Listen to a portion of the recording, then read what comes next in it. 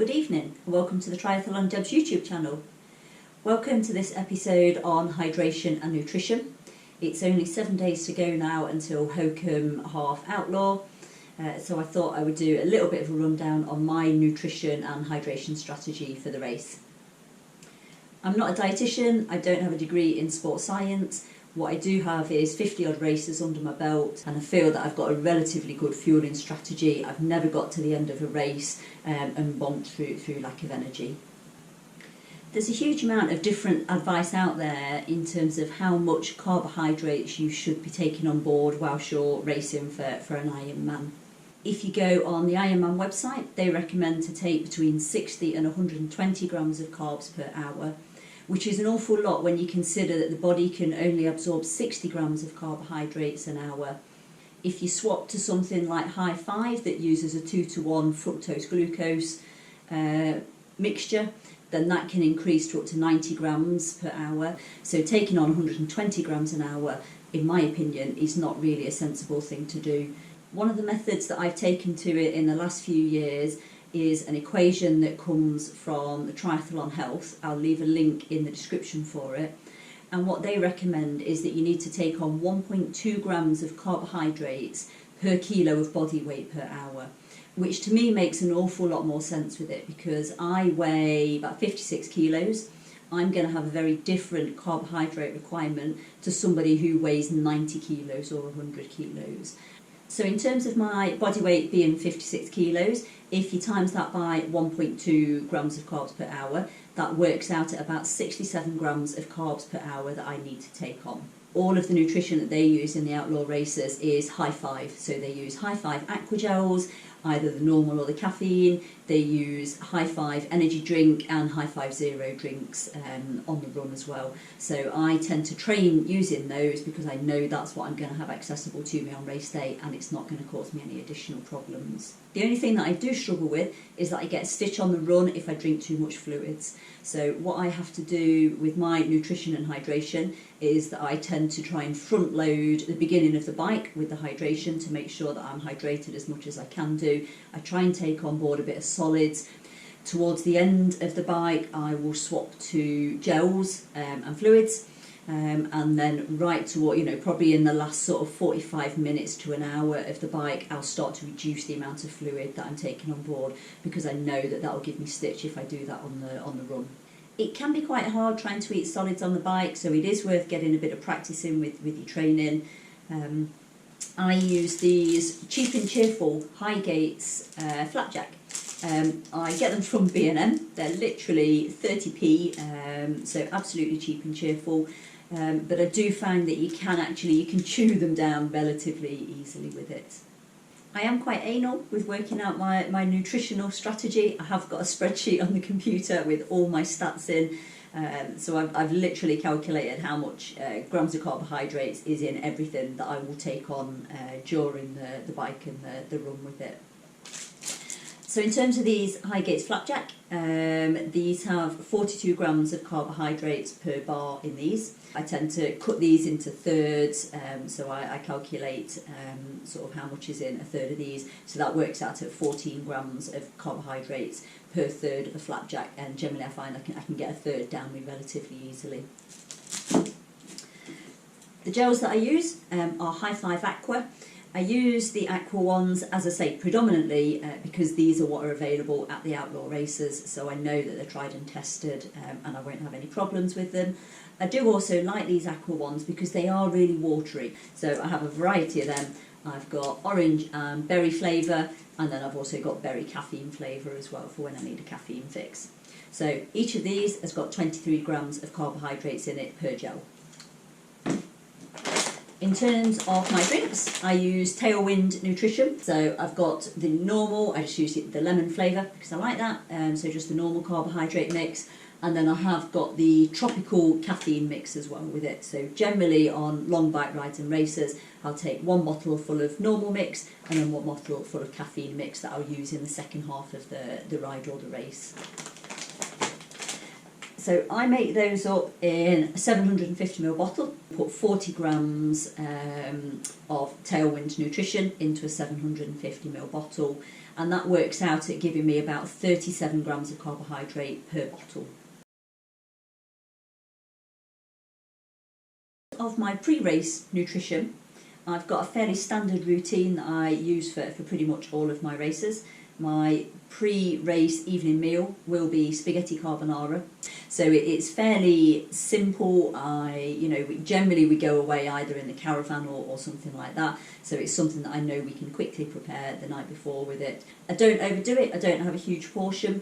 As I said earlier, you only need to top your carbohydrate stores up. It's unlikely that the day before a race your carbohydrate stores are going to be completely depleted. So all you need is just an average sized meal that contains some simple carbohydrates with it. So I would recommend something like pasta or rice. You can use pizza as well with it, or something with potatoes in it. That's all you really need. Go easy on the fibre. The last thing you want is to be needing to poo all the time when you're out on the bike. So maybe just cut down on sort of fruit and vegetables and things that you're having. In terms of my breakfast, I use overnight oats with it, so it's ready in the morning. I'm not having to faff around sort of cooking the porridge. I don't measure out my oats, I just chuck them into a jar and leave them overnight. I'll put some almonds in with it just for a bit of extra protein, and I'll put a bit of chocolate spread in it, and then soya milk to top it up. Before the swim, I will generally take on an aqua gel for a half Ironman distance. So my swim is going to take me just over 40 minutes. Start time is 6:30 in the morning. So I'm going to get up, I'm going to have my breakfast at about 4:30 in the morning. So I'm going to have my oats. I'm going to have a decaf coffee because having caffeinated coffee at that time in the morning, that is a waste of caffeine 2 hours before you're racing. You don't need it. And then I'm just going to have one gel about 15 minutes before the start of the race. So I'm going to be having that about 6:15, something like that.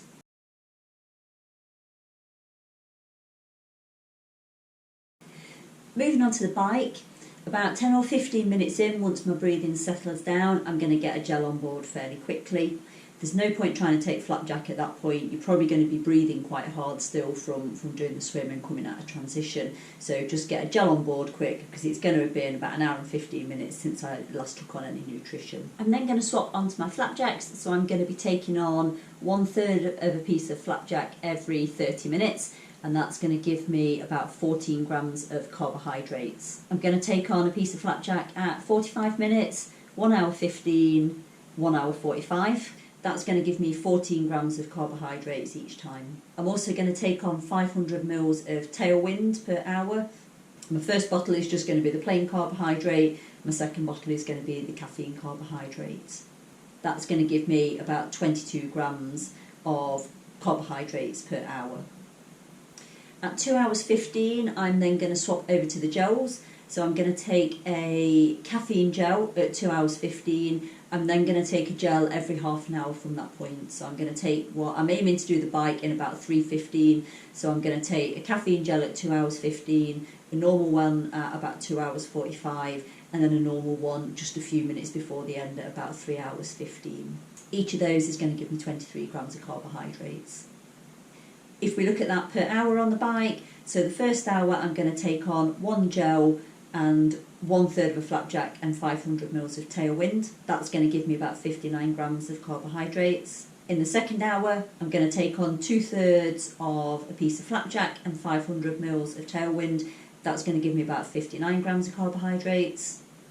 In the third hour, when I swap to gels, you do get more carbohydrates out of them, so I'm going to take on 2 gels and another 500 mils of Tailwind.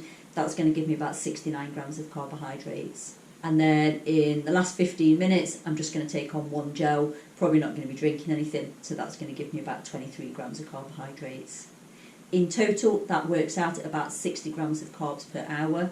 That is less than the 67 grams that is recommended, but I know it works for me. It doesn't give me any GI issues, doesn't affect me with stitch on the run, and I've never had any problems with running out of energy in the end of a race. So it works for me. That's what I'm going to stick with. I do plan on taking all of my nutrition myself with me on the bike.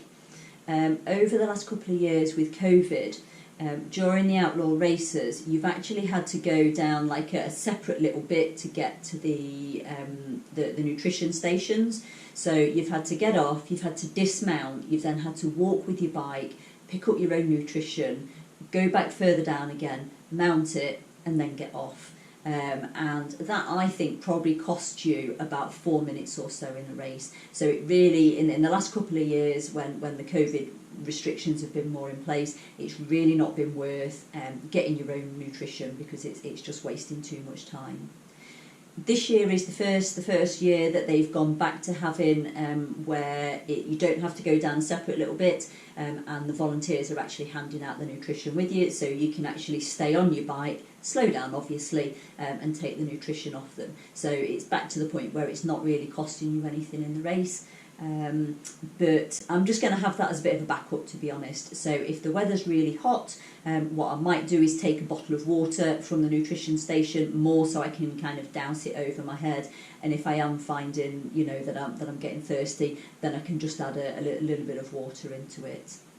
It is also there as a nice backup if I drop a bottle of nutrition or I drop a gel or something like that. There is the feed station at 30 miles, so I know that I can top some things up with it.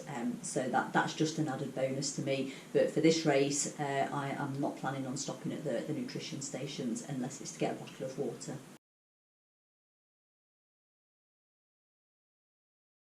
Moving on to the run then. I'm only going to take on fluids and gels during the run. I'm not going to try and take on anything solid. The only thing I do have is I take a few jelly babies with me, which just act as a little bit of a rescue for me. If I'm struggling towards the end of the race, if I'm fed up of having high five, which as much as I do like high five, by 6-7 hours into the race you can get a bit sick of it. So it's nice to just have something a little bit different that's still very easy to digest, that you can have as a bit of a rescue if you're really struggling. So Outlaw has a really great setup for its aid stations on the run. They're every 1.5 miles, which is fantastic. And at the aid stations they have water, they have flat Coke, they have High Five energy drink, and they have High Five Zeros. They also have High Five Aqua normal gels and High Five Aqua caffeine gels, and they normally have bananas as well, but I've never tried eating a banana on a run, not really my thing at all. What it means is that I don't need to carry any nutrition whatsoever when I'm doing the run. Anybody who's doing these races for the first time who kind of says, do I need to carry a water bottle, do I need to carry a hydration vest? Absolutely not. Fantastic setup. Save yourself the weight, save yourself the energy, just use the nutrition that's on there, unless you struggle with High Five and you can't actually stomach it. So this is how anal I am. Because I can't take on that much fluid, I've actually figured out how much is in one mouthful of drink that I take. So I took a mouthful of drink, spat it out into a little cup, and it's 35 mils. So my plan for every aid station, so there's 8 aid stations, is that I'm going to take on 2 mouthfuls of either High Five, which I don't really like the High Five drink if I'm honest, so I'm only going to have that for a little bit, in the first hour on the run. So I'll take on just High Five or water, and then on the second half of the run I'm going to swap to flat Coke. Again, this is something that I would really recommend practicing with. If you've never tried drinking it before, don't just go do it on race day. Have a little practice, take some Coke out with you in a little bottle, but it's absolutely great. The only thing I would say with Coke is it's great, but once you start using it, you cannot stop. It's just really high sugar content, really high caffeine, so it's in and out of your system really, really quickly. It will give you that boost, but 15-20 minutes later, you'll get that drop again. So once you've swapped to Coke, you've got to keep going with it. So that's why I generally only take it in the second half of the run. So aid station every 1.5 miles, which for me is going to be about every 15 minutes. So I'm going to take on 2 mouthfuls of some form of carbohydrate drink, whether it be the High Five or the Coke. And then every 30 minutes, I'm going to take on a gel as well. So I'm going to take on a gel at 30 minutes, I'm going to take on a gel at 60 minutes, I'm going to take on a gel at 90 minutes. I'm aiming to do it in probably about 2 hours 17. So I might, depending on how I feel, I might take one at 2 hours. But to be honest, taking a gel on at 2 hours, by the time it gets into your system, you're going to have finished the race, to be honest. So there's not really that much point doing it. So that's when I might just have a couple of jelly babies. So if I take my last gel at 90 minutes, Maybe just 15-20 minutes later I might just have a couple of jelly babies that will just give me that last little sugar boost towards the end. What that equates to in total then is hour 1 I'm going to take on 2 gels at 23 grams of carbs each, and I'm going to take on about 150 mils of Hi-Fi energy drink, which gives me 55 grams of carbohydrates in the first hour of the run. In the second hour, my body is not going to be so good at absorbing stuff anymore. It's going to have had enough, so I'm going to have 1 gel. I'm probably going to take on about 225 mils of Coke, and that's going to give me a total of about 47 grams of carbohydrates. That is a summary of my nutrition. As I said, I'm not a sports scientist or dietitian or anything like that, but it seems to work for me. What I would say is 2 key take-home messages, okay? If you have not tried this in racing, this video is probably going to go out on Monday, 6 days before the race. This is too late. This information in this video is too late if you are doing Hokum on Sunday. Do not try changing anything now. If you have not practiced it in your long runs, your long rides, don't do it. It's too late, okay? What you can do is take away this information for any future races that you're doing, and gradually, sort of have a train with it, have a practice with it, and see how you get on. And the other thing, as I said, don't overdo the carbo loading. You really don't need that much. You just need a tiny little bit of extra carbs. If you start taking on loads and loads, you'll feel really sluggish with it, and that's just not going to help you on race day. I hope that's been a little bit of help to some of you. If you've got any questions, then please feel free to drop me a message, and I will try my best to help you out. But yeah, this is getting real now. I'm starting to get really nervous about next weekend. Literally 7 days to go. Last night I was sitting there working out all my spreadsheet and stuff, and I made the mistake of doing it till about 10:30, 11:15 at night, and then I couldn't switch off last night. It was about 1 o'clock before I got to bed. All this stuff going round and round in my head with it. So super exciting, but super nervous. I am going to squeeze one more video out about tapering. Again, if you're racing at Hokum next weekend, it's probably a little bit too late for you, but I'm just going to talk through what my taper session is this week, so you can join me on the next episode of that one. Thanks for listening, and see you soon.